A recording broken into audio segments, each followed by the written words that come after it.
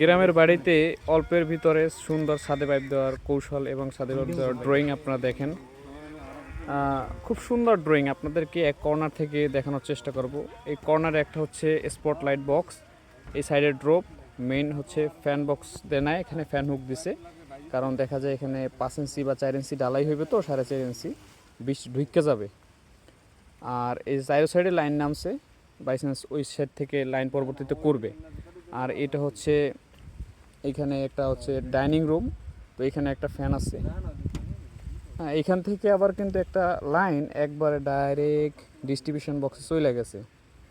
হ্যাঁ, আর এইখান থেকে এটা রুম, আবার এই রুম থেকে ইচ্ছে করলে মেইন যে ফেজ আমরা এখান থেকে নিয়ে যেতে পারবো, বা ওই পাশ থেকেও নিয়ে যেতে পারবো।